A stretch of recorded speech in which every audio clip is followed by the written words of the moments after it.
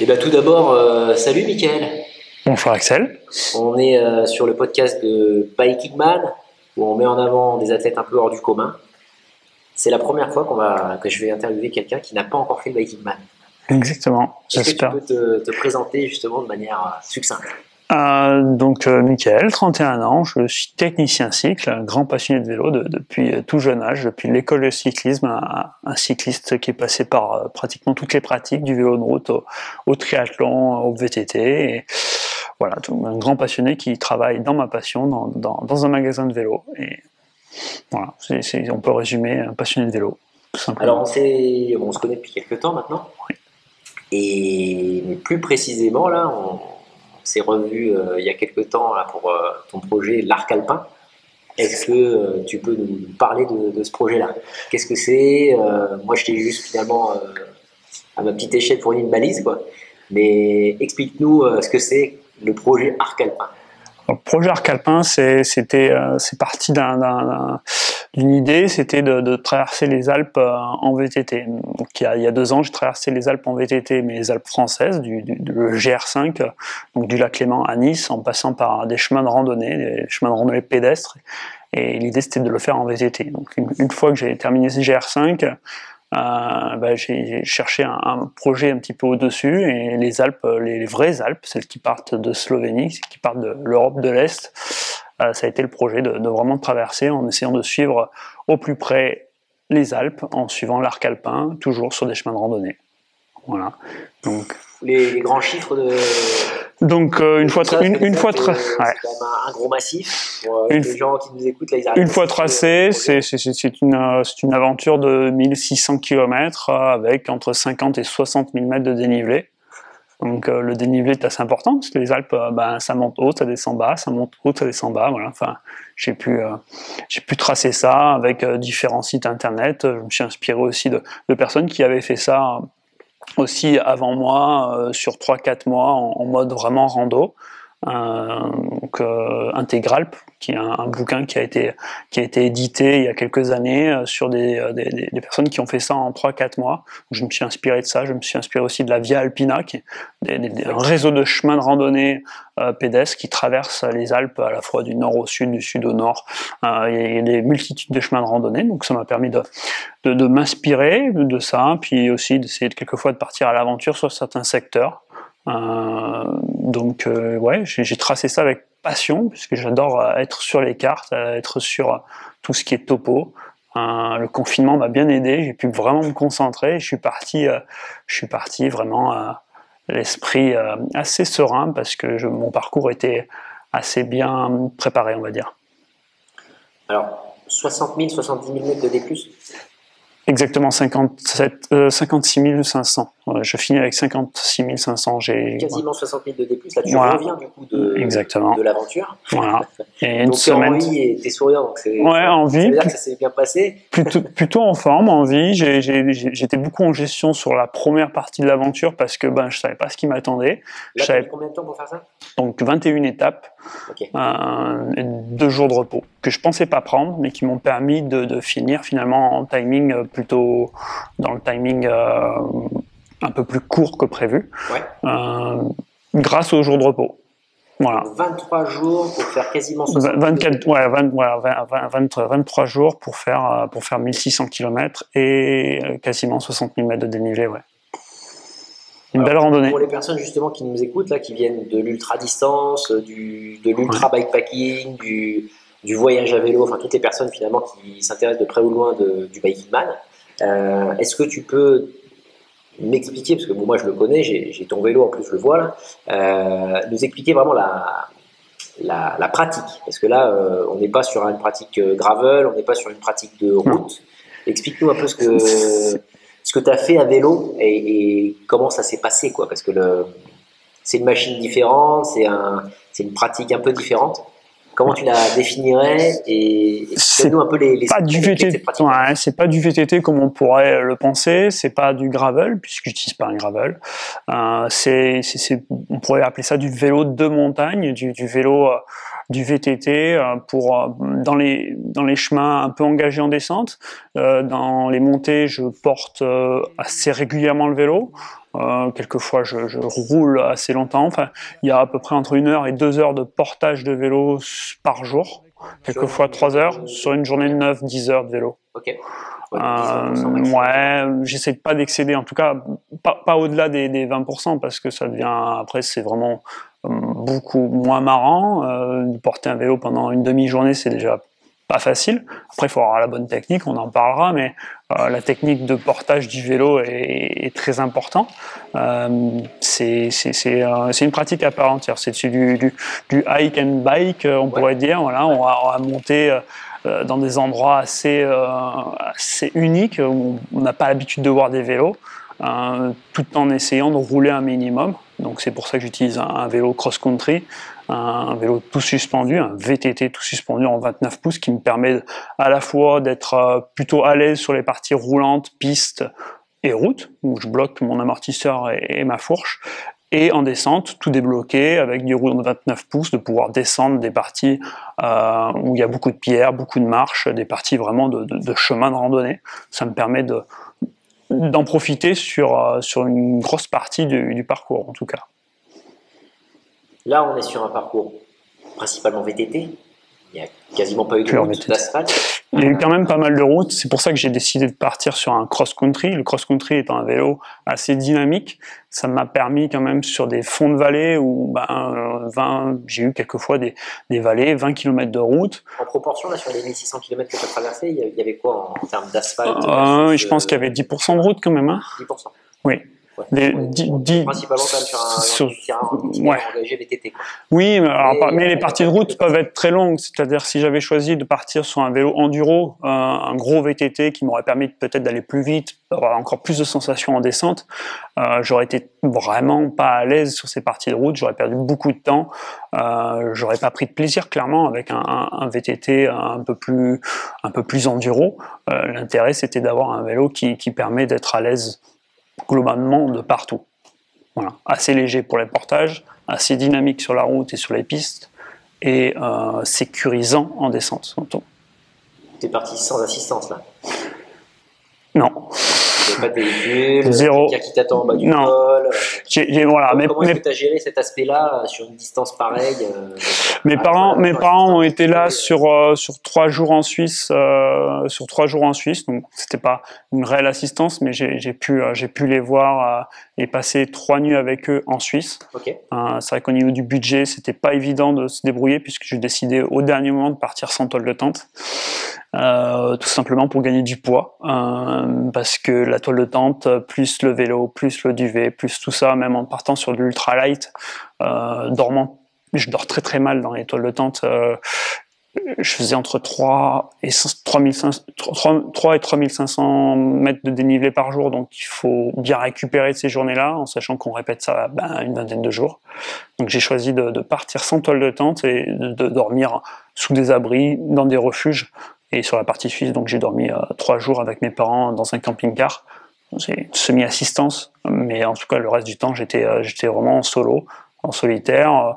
On est en Europe, on a facilement de quoi manger quand on passe dans des villages. Une petite boulangerie, ça fait toujours plaisir, un petit coca, une petite viennoiserie.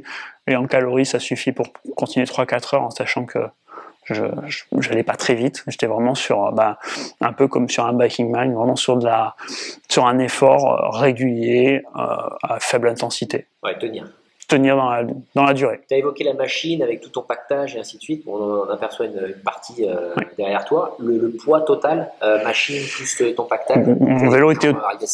On est autour de 6 kg au niveau du sac à dos. Et le vélo avec le petit sac à l'avant, j'étais autour des 13 kg. Donc moins de 20 kilos. Tout compris, on essaie vraiment de limiter. Je suis vraiment en mode léger, mais c'est toujours pas évident d'avoir un sac à dos en vélo. Je m'y suis habitué de par mes précédentes aventures où j'avais un sac à dos aussi. Donc on s'y habitue, mais il faut jouer vraiment avec ça. Quelquefois en fin de journée, quand il n'y a plus d'eau dans le sac à eau, dans la poche à eau, on a l'impression d'avoir oublié quelque chose. C'est des anecdotes sympas. Tu avais quelle capacité de transport d'eau du coup? J'avais 3 litres dans le dos, enfin 3 litres et demi. 3 litres et demi, 3 litres dans la poche à eau et 600 ml dans un bidon avec du produit énergétique et des minéraux que je mettais en capsule. Ah oui, donc ça fait du poids. Le début de journée est lourd. Et c'est vrai qu'au fur et à mesure, quelquefois, ça m'est arrivé de m'arrêter, de me dire j'ai oublié quelque chose, parce que je sentais que le sac était plus léger, je comprenais pas, un petit peu quelquefois fatigué mentalement, et je me suis arrêté, je crois, 2 fois dans les 3 semaines à regarder dans mon sac à dos si j'avais rien oublié, mais c'était simplement parce que mon eau, j'avais plus d'eau et j'avais 3 kilos de moins. Donc c'est à gérer au niveau, quelquefois je mettais pas 3 litres, je savais que j'avais une ascension assez difficile où il faisait chaud, je mettais que 1,5 litre, parce que je savais qu'après j'allais retrouver des sources ou de l'eau, donc j'essayais de jouer aussi avec ça. Okay. Jouer avec le poids dans le dos, jouer avec le poids en fonction du portage, je mettais tout le poids dans le sac à dos pour pouvoir porter le vélo. Donc tout le poids était réparti finalement sur mes hanches grâce au sac à dos. Et lors des parties où j'allais rouler longtemps, je mettais tout le poids, le maximum de poids sur le vélo pour pas avoir trop mal au dos. Après c'est tout un effort qu'il faut gérer. Il faut gérer à la fois le matos, le poids, pas mal d'entraînement, des week-ends à partir tout seul pendant 2 jours, à tester des manières de porter différentes. C'est une pratique à part entière. C'est une pratique qui peu de gens pratiquent ce type d'aventure-là. On a le gravel, on a le vélo route, on a le VTT, et là c'est de la randonnée en VTT, la randonnée alpine mais avec un VTT. Voilà. Et du coup, bon, moi j'ai pas encore pratiqué ça, par contre ça me fascine. Je trouve la pratique géniale parce que c'est porté à l'extrême. La notion de randonnée VTT. Exactement. Et j'aime pas trop le terme randonnée VTT parce qu'on a l'impression que tu te balades, alors qu'en fait c'est quand même vachement engagé. Ouais. Vraiment le challenge où j'ai du mal en fait à mesurer à quel point ça doit être difficile de pouvoir prendre des engagements, c'est le ravito. C'est-à-dire comment est-ce que tu as géré justement ce ravitaillement en eau, d'une part, sur la totalité de l'arc alpin, et en même temps le ravitaillement alimentaire. Est-ce que tu as dû bosser sur les cartes en amont pour connaître l'identification des sources? Est-ce que tu t'es dit de toute manière il y en a suffisamment sur le long du parcours et je ne serai pas en danger? C'est vraiment ça, je suis parti sur cette option-là, c'est vraiment on reste une nouvelle fois en Europe, on reste sur des pays quand même assez bien développés, je traverse, c'est sur des chemins de randonnée, donc les villages, il y a souvent des sources, il y a souvent il y a de l'eau, ça il n'y a pas de problème, j'ai jamais été inquiété par mon apport en eau. Au niveau alimentaire, je faisais attention pas trop en emmener dans le sac à dos. J'avais un petit sachet avec des noix de cajou et des amandes qui était un petit peu mon sachet secours quand j'étais vraiment pas bien. J'allais puiser. Voilà, j'avais un petit sachet. Voilà, c'était en cas de survie. J'avais toujours ce sachet au fond du sac à dos. Ça m'arrivait quelquefois d'aller piocher dedans. Je suis depuis quelques années assez habitué à manger beaucoup le matin, mais de manière assez excessive. On a l'impression que je me force, et c'est vraiment le cas même, et beaucoup le soir.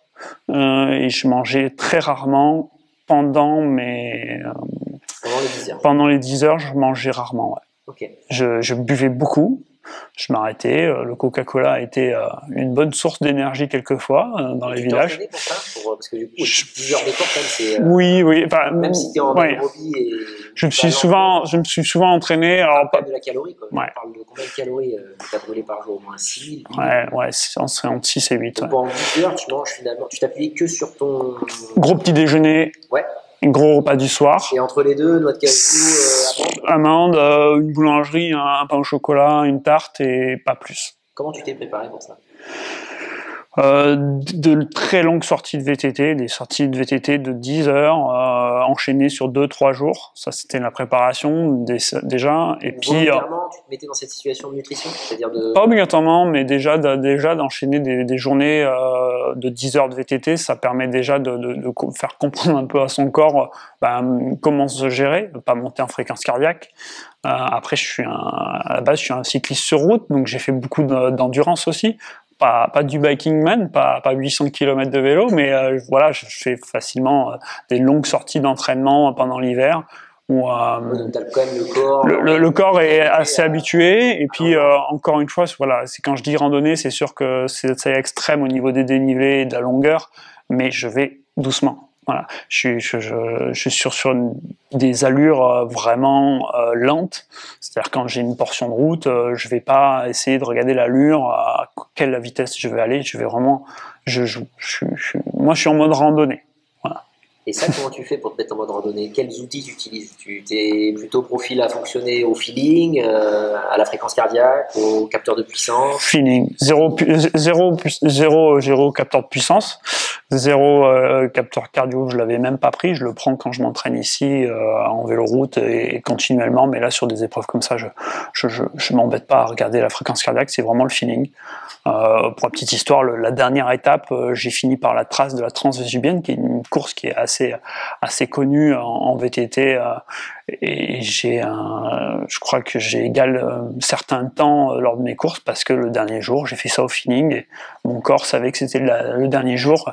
J'ai lâché les watts, alors que je m'étais retenu vraiment au feeling pendant 3 semaines. Donc, le corps régule vraiment facilement tout ça. Quand le corps régule, je laisse faire. Parle-nous un peu de... Parce que moi, quand tu me parles de ça, on a l'impression que c'est facile, que finalement, tu n'as pas l'air d'avoir trop souffert. Parle-nous un peu d'avant. C'est-à-dire, avant l'arc alpin, toute la prépa physique, mentale. Si tu devais conseiller quelqu'un, femme ou homme, de se lancer dans cette aventure-là, comment est-ce que tu les conseillerais pour se préparer mentalement et physiquement? Alors, physiquement, je passe quand même beaucoup de temps à la salle de sport l'hiver. L'hiver, du renforcement musculaire, des squats, des exercices assez complets pour muscler des choses qu'on n'a pas l'habitude de muscler en vélo. Le dos, les abdos, c'est des choses qui ont des renforcements vraiment importants. Rien que le geste du squat, quand je porte le vélo, quand on est en randonnée quand on est dans des chemins assez pentus où il va falloir en alpi, c'est proche de l'alpi VTT, c'est pas faux, sur certains secteurs ça peut être le cas. Non mais voilà, d'avoir vraiment une musculature assez solide pour pouvoir à la fois porter le sac à dos, porter le vélo, même au niveau des bras, de pouvoir être assez solide, on va dire. La préparation physique musculaire est très importante. Répartition training du fond, c'est-à-dire l'endurance vélo, versus ce que tu évoques là sur la partie salle de sport, en termes d'heures, tu as une... Ouais, ça va être 20% de partie musculaire. Hein. Il faut vraiment... la partie musculaire, je pense que c'est bien 20% du travail. Et il faut... après, c'est vrai que on va dire, moi personnellement, j'ai eu l'avantage de faire du vélo depuis tout petit. Donc c'est vrai que l'endurance, et j'ai jamais arrêté plus de 3 mois le vélo. Donc c'est vrai que c'est quelque chose qui est pour moi un sport c'est une ligne rouge. Oui, c'est ça. Je reste tout le temps, je suis toujours un cycliste, je fais toujours du vélo, de manière régulière, je fais du vélo de route assez régulièrement, du VTT. Donc je reste sur une forme linéaire. Je suis toujours plus ou moins en forme. Grosse caisse quand même, parce que ça fait quoi? Voilà, depuis tout petit, ça fait 20 ans.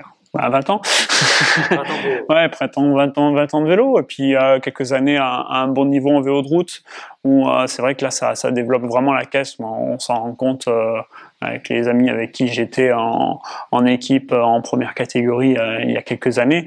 On a toujours cette forme. Si on n'a pas arrêté au-delà de 1 an ou 2 ans, si on a toujours été régulier au niveau de l'entraînement, ça reste très agréable de surfer sur cette forme-là, et en tout cas d'être vigilant de pas trop s'arrêter longtemps pour surfer sur cette forme-là. Donc phase hivernale, 20% de renforcement. Ouais, de l'endurance, beaucoup d'endurance. En volume d'heures, à peu près, tu faisais quoi là pour cette préparation? 10-15 heures par semaine. Okay. Ah oui, donc c'est quand même 10-15 heures de tout confondre. Renforcement musculaire là, pour les gens qui... Ouais, à peu près c'est ça. Ouais, par semaine, c'est ça, et je pense que c'est très important à la fois pour éviter les blessures, parce que je suis beaucoup sujet aux blessures, à la fois sur les genoux.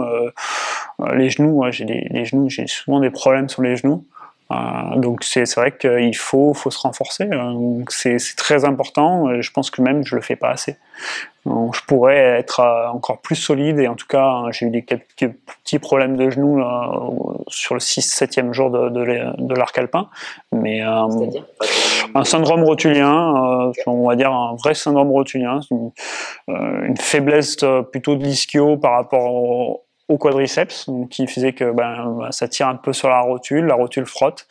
Donc ça, j'ai réglé le problème avec du tape. Ça a bien marché. Hop. Voilà, le tape, pour moi, ça a été vraiment important. C'est quelque chose dans le sac à dos qui m'a permis de durer, en tout cas de recentrer la position au niveau du genou, et j'ai pu terminer sans aucune douleur. Ça, c'est une chose, voilà. Sur des épreuves aussi longue distance, si j'avais des conseils, c'est vraiment de faire des micro-aventures, d'avoir une expérience au fur et à mesure, pas se lancer tout de suite sur 10 jours, 20 jours, mais aller faire des micro-aventures sur un week-end, 2 jours. Déjà, enchaîner peut-être 15-20 heures de vélo sur 2 jours pour se connaître, voir quelles sont nos faiblesses, aller les régler après en salle de sport avec un préparateur physique. Voilà, j'ai eu mal à tel endroit, je sais que je vais voir avec un préparateur physique pour essayer de régler vraiment ce problème de genou en essayant de renforcer un petit peu plus un muscle que l'autre. Il faut voilà, pour en tout cas être à l'aise sur autant de jours, je conseille vraiment une préparation physique vraiment avec un préparateur physique qui fera ça bien. Et progressivité, du coup. Exactement. Grosse progressivité. Oui, pas se lancer directement dans des épreuves aussi longues, être certain de son niveau aussi en descente. En VTT, voilà, c'est pas du gravel. J'ai pas emprunté que des pistes. Les descentes, c'est de l'enduro, clairement. Donc, il faut être certain de son niveau en descente. De pouvoir être en sécurité tout en prenant du plaisir en descente. Voilà, alors justement, là, je vous ai parlé de la machine, de la technique, du poids, de l'alimentation, de l'eau, de la prépa physique, mentale. Mais rappelle-nous quand même l'arc alpin, parce que les Alpes, ça parle à tout le monde et à la fois ça parle à personne. C'est-à-dire, t'es parti d'où, t'es arrivé où, et vraiment quelle a été la stratégie que tu as suivie. Moi je la connais, ouais. Et elle est particulière. Tu peux nous l'expliquer? Comme je dis, progressivité, c'est-à-dire toutes ces micro-aventures que j'ai fait avant m'ont permis de savoir que mon corps mon mental peut, on va dire, faire entre 2005 et 4000 mètres de dénivelé par jour. Là, l'idée, c'était de gérer le parcours autour des 3000 de dénivelé. Je regardais pas trop la distance, donc j'ai tracé de Ljubljana en Slovénie, donc à Nice, en essayant de suivre l'arc alpin. Donc tous les chemins de randonnée, c'est de prendre le maximum de chemins de randonnée, en passant par les Dolomites, en passant par la Suisse et en finissant par le Mont Blanc et les Alpes du Sud. Donc ça a été assez long, c'était un moment très intéressant de pouvoir gérer un parcours complet que j'avais tracé et de pouvoir dire bon voilà, le premier jour je vais essayer de faire 3000 pour bien me mettre en jambes, le deuxième j'en ai fait que 2005 pour un peu récupérer, et avec ça j'ai géré une sorte de, comme si je me créais ma propre course destinée à moi, uniquement à moi et à mon physique, appropriée à mon physique. Donc voilà, la première étape c'était 3300 mètres de dénivelé sur 90 km je crois, et la deuxième j'ai fait exprès d'avoir une journée un peu plus light. Bon, c'était 2007, mais c'était quand même un peu plus léger. Et au fur et à mesure, je savais que la partie française était très difficile. La partie française est clairement, par rapport aux situations des villages, aux situations des vallées ou des refuges, j'étais jamais en dessous des 3000 de dénivelé pendant 4-5 jours. Donc ça a été, il fallait le prendre en compte aussi au niveau de la gestion des étapes, essayer de faire des étapes tout petit peu plus light 2-3 jours avant pour pouvoir récupérer.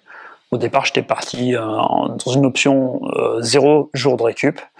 Et le corps m'a rappelé qu'il fallait peut-être prendre des jours de récup sur une telle aventure. Donc j'ai pris 2 jours de récup.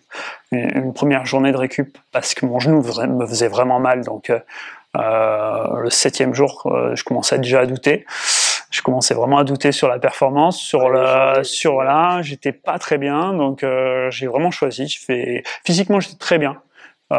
Énergétiquement j'étais très bien, mais le genou faisait vraiment mal, donc j'ai dit on arrête là, on s'étire, on masse, on tape et on repart un peu plus frais. Et ça a vraiment fonctionné, je suis reparti super frais et j'ai volontairement refait une deuxième journée de repos avant de finir par les Alpes françaises qui était un gros morceau. Un gros morceau. Voilà. Mais ça m'a permis d'avancer plus vite. Voilà. Les 2 jours de repos m'ont permis d'avancer plus vite. Donc quelquefois, faut pas avancer tête baissée, faut se poser et dire voilà, je me pose. Et ça me permet de gagner un peu de temps après parce qu'on est plus frais et parce que là, plus dispo. Coup, dans les grands chiffres, moi j'aime bien les stats, j'adore ça. Est-ce que tu peux nous dire du coup combien d'heures totales tu as pédalé sur ces 23 jours avec 2 jours de repos? Je peux le dire, le Garmin me l'a dit en tout cas, ça fait 179 heures de vélo, donc sur 21 jours d'activité. Ça fait une petite moyenne, hein, c'est 9 km/h de moyenne. Mais c'est vrai que avec le dénive, ça voilà. Je peux pas regarder la moyenne, mais voilà. Ça fait 8 c'est à peu près 8h30 de vélo par jour. Ouais, c'est ça, ouais, c'est exactement ça. Ouais. C'est sur 21 jours, j'ai jamais fait plus. En tout cas, comme j'ai pas fait Biking Man, ça m'est jamais arrivé de faire au-delà des 15 heures de vélo de suite. Et justement, là, sur les 21 jours, c'était plutôt. Parce que, bon, on sent quand même, quand je discutais avec toi, que tu as vachement préparé les étapes, où est-ce que tu t'arrêtes, tout ça, on sent la maîtrise. J'ai essayé de garder le contrôle sur beaucoup de choses, ouais, en effet. 21 étapes, est-ce que c'est globalement la même étape, dans le sens c'était 10 heures de bécane ou 9 heures de bécane, ou il y a eu des grosses variations avec des très grosses étapes Non, une étape de 20 heures et le lendemain une étape de 5 Non, j'ai jamais excédé les 10h30, je crois. Peut-être une étape à 11h, mais c'était 10h30. Ah oui, donc métronome, quoi. Et j'ai fait 2 petites étapes. Voilà, 2 petites étapes. Alors après, c'est pareil, essayer de comparer ces chiffres-là par rapport à une sortie route, une sortie de vélo un peu extrême en route de 10, 15 heures, 250, 300 km, 400 km, c'est très difficile de comparer l'effort que j'ai fait sur un arc alpin où je vais m'arrêter assez régulièrement parce que il y a un éboulement, donc il faut passer l'éboulement. Faut pas oublier qu'on est en haute montagne. Donc là, il y a des temps qui est quand même pas comptabilisé là. Exactement. Faudrait que je regarde Strava quelquefois le temps de roulage et le temps de on-off. Finalement, j'ai pas le temps de roulage exact, mais c'est beaucoup plus faible. Hein. Le temps de roulage, on est. Les 8h30 en question. C'est peut-être 6h30, c'est peut-être 6h30 de roulage clairement. Hein. On est sur j'ai passé 42 cols au-dessus de 2000 mètres d'altitude, donc sur de la rando, et des cols de randonnée, c'est-à-dire des petits chemins de randonnée, des GR. La Via Alpina, ça se fait à pied normalement. Donc là, en vélo, c'est vrai qu'on passe quelquefois du temps à essayer de trouver la bonne option de trajectoire avec le vélo pour que ce soit sécurisant. Porter le vélo sur des endroits où on a une longe. Ouais. Donc c'est un effort complètement différent le faire en ultra distance. Ça m'est déjà, je me suis posé la question, est-ce que je vais faire ça en essayant d'aller le plus vite possible? Et alors, c'est quoi non. 21 jours là avec 2 jours de repos, la marge de progression. Oui, on pourrait essayer d'aller taper les 15 jours, je pense, mais ce serait très dangereux pour moi, je pense. Très dangereux par rapport aux descentes. Les descentes sont très engagées. La forme physique, la fatigue, il faut y faire très attention. 15 jours, ça fait quoi ça? 15 jours, ce serait... Ça fait 4000 de D+, par jour. Ouais. Aller chercher la 4000, ouais, c'est possible, mais il ne faut pas oublier qu'en descente, moi, ça m'est arrivé qu'en fin de journée, avec 3300 mètres de dénivelé dans les jambes, 7 heures de vélo, la descente très technique, ça m'est arrivé de dire, Michael, là, tu gères plus rien, il faut que tu te calmes. En descente, je prenais trop de risques parce que pas assez là, plus très conscient finalement dans la descente parce que fatigué. Parce que là, on a 60 000 de D+, voilà. Il y a 60 000 de D-. Le D-, exactement. Et ce D-, c'est pas une descente de col sur route où on laisse filer le vélo et on se ravitaille. Ces descentes-là, c'est 60 000 mètres, c'est la plupart du temps des descentes longues, où le haut du corps il est présent parce qu'il faut tenir le vélo, l'esprit aussi parce qu'il faut gérer les trajectoires. Donc le faire en ultra, en mode vraiment j'essaye d'aller le plus vite possible, oui, mais alors il faut être vraiment accompagné d'une équipe qui déjà enlève le poids sur le dos, enfin, qui permet d'amener à un point B tout ce qui est équipement. Ça peut s'envisager, mais je pense que ça peut être vite très dangereux parce que sur un biking man, on peut se permettre quelquefois d'être un tout petit peu l'esprit divague. On est un petit peu plus faible. Le vélo, c'est sur la route, c'est un peu plus stable. En VTT, ça c'est interdit. Faut pas que l'esprit divague, faut que l'esprit soit toujours là, présent, que le pilotage soit précis, pour pas que ça devienne vraiment dangereux. Certaines images, j'essaierai d'en faire partager. J'ai pas le droit à l'erreur. Ouais, si tu sors, je suis plus là, je sors. Et du coup, est-ce que toujours dans cette démarche, j'essaie de comprendre comment arriver à reproduire cette expérience et pourquoi pas essayer d'aller plus vite ou en tout cas plus engagé encore, alors que c'est vraiment déjà un truc de dingue, quoi. Tout à fait. Est-ce que tu as je pense à un sentiment que j'ai eu beaucoup dans la Cordillère des Andes, c'est-à-dire des passages où le terrain va t'interdire d'aller pédaler par exemple de nuit, parce que tu vas peut-être avoir du climat qui va changer, de l'engagement qui va être encore plus délicat et où tu es obligé, version alpine, d'arrêter quoi. Est-ce que tu as ça également sur voilà, sur la recherche de la performance, c'est de la haute montagne. Sur certains endroits, je pense que tout passe globalement de nuit. J'ai certaines vallées où de nuit, il y avait vraiment du vide, donc là il faut faire très attention. Je pense que tout peut passer en allant vraiment chercher à l'extrême, mais il faut derrière une préparation qui est assez incroyable. Ça peut s'imaginer, mais pareil, le temps, j'ai pris 10 cm de neige au Grand Col Ferré en passant sous le Mont Blanc. Il faisait des températures négatives, de la neige sur des chemins de randonnée en VTT à 2600 mètres d'altitude. Voilà. Sans tôle de tente. Il faut le gérer. Ça peut se faire de manière extrême, c'est certain, mais il faut avoir une très très grosse préparation. J'y ai pensé. Quand j'ai tracé ça, j'ai fait ça doit pouvoir, un peu ce même calcul que tu viens de faire, 4000 de dénivelé, je pense que je peux le faire en moins de 20 jours. J'y ai déjà pensé. Avec du recul, oui, mais il faut avoir une équipe autour de soi.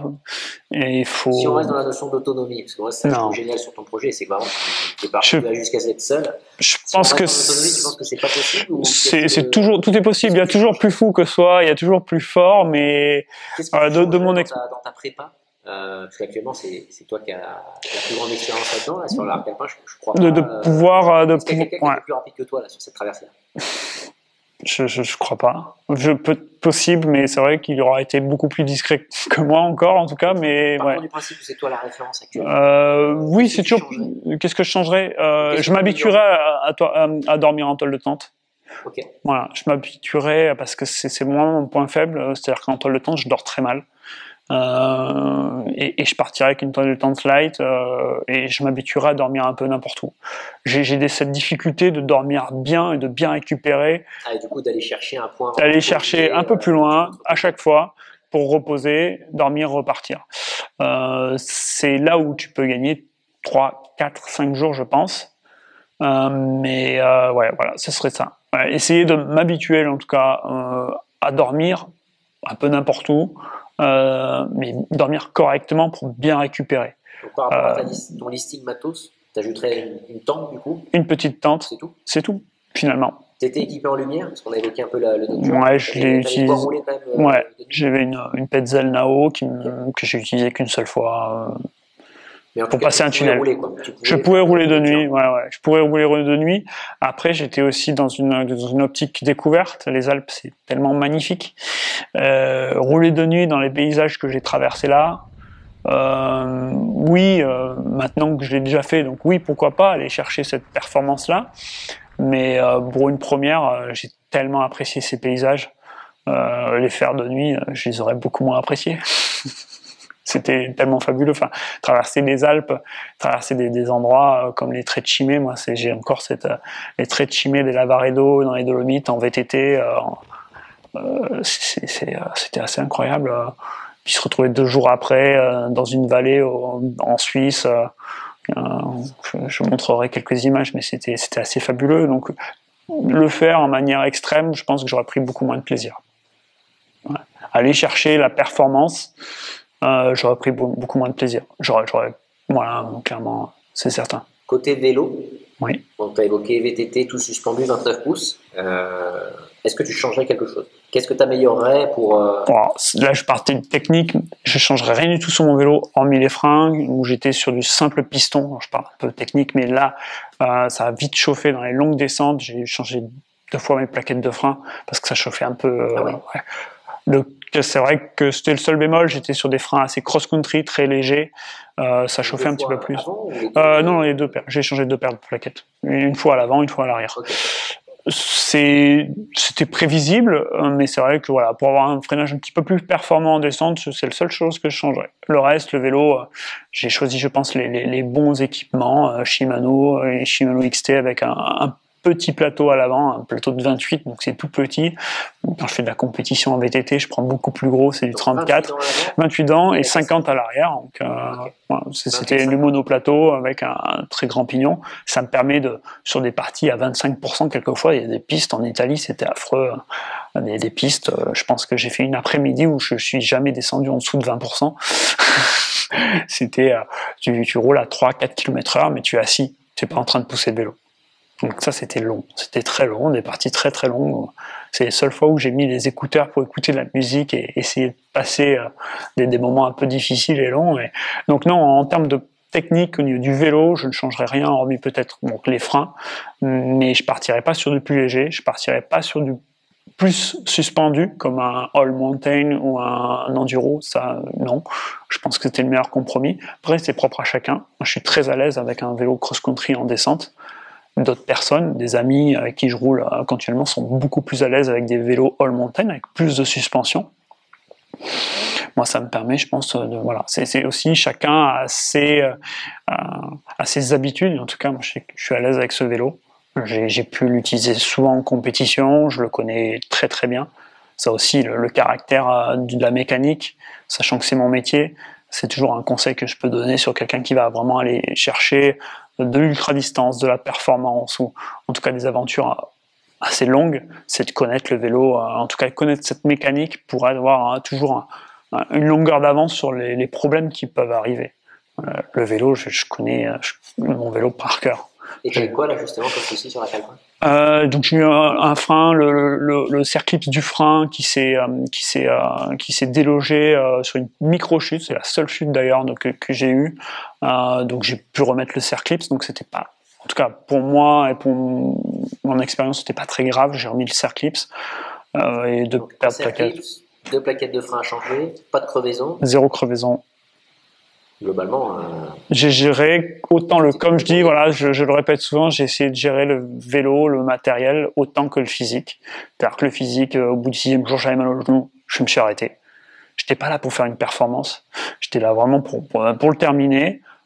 Si je le terminais en 25 jours, je le terminais en 25 jours. Si je le termine en 21 comme là, je le fais en 21, enfin 23. On sent la maîtrise.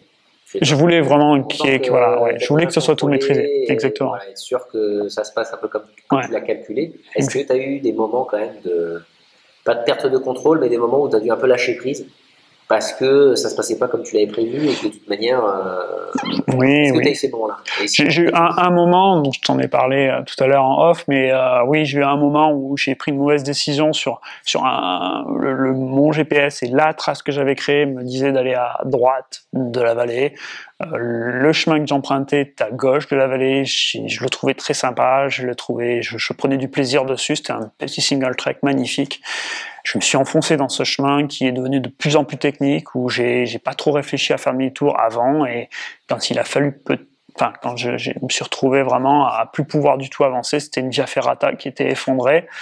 Donc là, oui, à ce moment-là, c'était le moment le plus tendu en termes d'engagement, où là, il a fallu... j'ai clairement coupé la GoPro, je voulais vraiment me poser, j'ai resté 5-10 minutes à essayer de dire qu'est-ce que je fais, est-ce que je fais demi-tour, voilà, ça c'était le moment le plus tendu, ça s'est bien passé, j'ai géré correctement, en sécurité, j'ai continué, j'ai pas fait demi-tour. Ouais, j'ai continué, j'ai pas fait demi-tour, j'ai démonté le vélo, je l'ai accroché sur le sac. On aurait pu faire de belles images, mais j'étais pas là pour faire des images, j'étais là pour rester en vie. Donc à ce moment-là, je l'ai passé, ça s'est bien passé. Voilà. Ce point-là, je le trouve super important. Aujourd'hui, les réseaux sociaux, les photos, la GoPro, tout ça, tous ces accessoires où quelque part tu tentes de partager et de raconter ton histoire. Est-ce que toi, ça change la manière et l'engagement que tu as sur ce type d'expé? Et si oui, de quelle nature? Est-ce que ça transforme un peu ton rapport à l'image ou pas? Non, parce que je suis tout seul et j'ai pas le droit à l'erreur. Donc la priorité, c'est sécurité. Survie. Ce moment-là, oui, j'aurais pu faire de belles images. Pas obligatoirement de belles images, mais une image qui aurait pu faire le buzz parce que j'étais clairement accroché sur un câble avec le vélo à moitié sur le sac à dos. C'était pas très joli à voir, mais j'ai pas filmé parce que le premier réflexe ça a été de mettre le plus de poids sur le sac à dos pour que je sois pas embêté. Enfin, c'est des petites choses où là, j'étais pas sur Instagram, j'étais pas sur Facebook. Là j'étais dans cette vallée. Est-ce que du coup tu recommanderais aux gens presque de ne pas s'équiper de ce type d'équipement pour ceux qui n'ont pas ton expérience? Parce que tu as quand même en tout cas, pas de vélo, énormément de roulage, tu as fait plein de choses, plein d'aventures. Il y avait le GR5 avant, là tu pars sur un truc encore plus ambitieux. Parce qu'on parle quand même de pas mal de petits stress sur ce type d'expédition qui viennent s'ajouter, s'additionner et qui peuvent potentiellement te faire échouer sur des détails. Aux gens de ne pas le prendre pour pas prendre ce risque. Ne pas le prendre ou en tout cas d'avoir le recul nécessaire. Savoir est-ce qu'on va avoir le recul nécessaire pour dire à ce moment-là il faut que je le vive à 100% parce que je dois être présent à 100% et je dois pas avoir la vision, savoir si l'angle de la GoPro elle est bonne, savoir si on sait il faut se connaître, savoir si on va avoir le bon réflexe. C'est pour ça que je dis progressivité dans la préparation, c'est-à-dire que on peut se retrouver dans ces situations-là à 20 ou 30 km de chez soi parce qu'on a choisi une mauvaise trajectoire et savoir comment on réagit, ça c'est important, se connaître. Je ressors de toutes ces épreuves-là, le GR5, j'ai beaucoup appris sur moi aussi. On apprend toujours sur soi sur des épreuves à la fois longue distance biking man, ça on le sait, et sur des épreuves comme ce que j'ai fait là, c'est de la même ordre. On apprend aussi beaucoup sur sa gestion. Donc ne pas amener une GoPro, ce serait dommage parce que quelquefois ça fait des bons souvenirs. Quelquefois les soirs, je regarde un petit dossier à l'arc alpin, je regarde quelques vidéos, ça me rappelle des souvenirs, ça m'aide à m'endormir. Donc non, c'est toujours bien de communiquer. Moi, les personnes autour de moi, les personnes qui m'ont suivi sont toujours me remercient parce que j'ai essayé de partager au maximum. Mais il y a des moments où il faut que ça soit en mode avion. Voilà, en mode avion. Il faut que le cerveau soit concentré. Exactement. Ouais. Okay. Ouais. C'est pas arrivé beaucoup finalement. Enfin voilà, cette anecdote-là m'a marqué parce que il fallait prendre des bonnes décisions. Je devais prendre des bonnes décisions. Donc voilà, le reste du temps, c'est vrai que j'ai pas mal partagé. Après, j'avouerai que sur le Val d'Ouina, je te partagerai quelques images, mais c'est une vallée qui est plus ou moins interdite au vélo. En tout cas, il y a pas mal de vélos qui passent, mais la plupart passent à côté du vélo. Il y a même un petit écriteau qui explique que les VTT doivent passer à pied avec le vélo à la main. J'ai volontairement passé très tôt le matin pour pas qu'il y ait de marcheurs, parce que c'est une vallée qui est très empruntée par les randonnées. Je suis passé très tôt le matin pour passer tout sur le vélo. Voilà. J'ai fait des images assez magnifiques. Enfin, en tout cas, moi, je kiffe les regarder parce que ça me rappelle des bons souvenirs. Et c'est vrai que les images sont assez impressionnantes parce qu'on voit le vide, on voit le caractère assez alpin de cet endroit-là. Donc oui, là, quand j'ai allumé ma GoPro, je savais que j'allais faire des belles images, mais je restais concentré sur ce que je faisais. L'engagement, il doit être à 100%. Je savais pas ce qu'il y avait à ma gauche. J'étais tellement concentré sur là où je mettais ma roue avant que voilà. C'est pour ça que même la vidéo me permet de me dire voilà, ah oui, j'ai traversé là, j'avais même pas vu qu'il y avait une rivière. Non, j'étais tellement concentré sur où je mets mes pneus, de quelle manière je vais mettre mon corps sur le vélo, gérer ce poids-là, gérer les descentes, que voilà, faut être à 100%. Mais j'avoue que là, j'ai fait des belles images et la GoPro, et ça m'aidera à communiquer aussi. Mais voilà, faut trouver le bon juste milieu, se connaître, c'est le principal. On arrive quasiment à la fin de ce podcast. C'est quoi la prochaine? C'est un peu la question qu'on se pose à chaque fois quand on revient de ce type d'aventure. Une fois que ça compte tes veines se sent de... J'ai eu le confinement pour des pays à l'oxygène rare, ouais. Quand tu vas sur les routes de Cible comme ça. J'ai plein d'options. Tu m'as déjà ouvert sur pas mal d'idées, mais c'est vrai que pendant le confinement, en fait, clairement, j'ai eu le temps de préparer d'autres expés. Finalement, je me suis dit, est-ce que je vais pouvoir sortir de France? Donc, j'ai essayé de trouver comme le GR5, des aventures que je pourrais faire sans sortir de France. Et j'ai trouvé le GR4 qui est très intéressant. C'est une traversée de la France, du nord de Bordeaux jusqu'à Grasse, donc de l'Atlantique à la Méditerranée. Donc ça, c'est sur 15 jours, entre 10 et 15 jours. Il y a la traversée des Pyrénées, bien sûr, qui serait une suite logique après les Alpes. Et puis à l'étranger, je pense que tu as plein d'idées. On aura peut-être l'occasion d'en parler. Exactement. Avec ton retour d'expérience. Ouais. Voilà. Donc, non, mais voilà. Il y a tellement de choses. C'est vrai que je voyage très peu. J'ai que voyagé en Europe. J'ai jamais voyagé ni en Amérique ni en Asie. Donc j'ai beaucoup moins ce regard vers ce que pourrait être une expédition vraiment à l'étranger. Donc c'est vrai que je regarde souvent, je suis un peu plus à l'aise, comme tu as vu, j'aime bien tout maîtriser. Donc c'est toujours plus facile de maîtriser ça. Du coup, toujours sur des formats d'expé. Exactement. Ouais. Voilà. Ouais. Sur le GR4, les 5-6 premiers jours sont très faciles. C'est pas de l'Alpi puisqu'on traverse la partie Limousin, le Massif central. Mais sur la partie Alpes du Sud, Mont Ventoux, le GR4 est très intéressant et puis même l'idée de partir de l'Atlantique et de finir la Méditerranée, je trouve que c'est toujours assez agréable. Voilà. Quelle serait d'après toi, parce que là on a parlé d'une... Bon, c'est pas une micro-aventure, c'est une méga-aventure. C'est un énorme morceau. Encore une fois, on rappelait les chiffres, 1600 km, 23 jours d'aventure, presque 60 000 mètres de D+, c'est à peu près ça. 9 heures de vélo si on doit arrondir. Ouais. Vraiment des engagements, single track, très très engagés. Quel serait le conseil que tu donnerais aux gens qui nous écoutent, qui n'ont pas cette expérience, ces 25 ans de vélo, que tu as cette connexion à la machine et cet entraînement, cette prépa physique, pour se lancer dans l'aventure? Ça serait quoi d'après toi le bon choix de vélo? Ouais, je dirais quelle serait la première aventure que tu conseillerais aux gens de suivre pour après peut-être un jour faire ce que tu viens de faire? Ce que j'ai fait finalement, le GR5, quand j'ai fait le GR5, j'avais plus ou moins l'idée de traverser les Alpes depuis la Slovénie, sauf que j'avais pas d'expérience derrière. Je savais pas quel type d'étape je pouvais faire. Le GR5, essayer de faire des petites parties de randonnée pédestre, mais avec un vélo. Sur une journée, des randonnées que vous allez retrouver dans les Alpes. Le Kéra est un massif qui est fabuleux déjà au niveau des paysages, mais qui peut se pratiquer pas mal en VTT.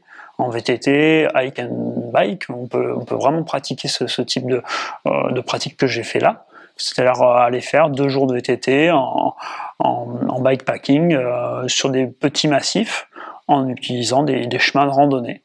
Voilà. Commencer... Reproduire un petit peu le théâtre de ce que j'ai fait sur des petits massifs.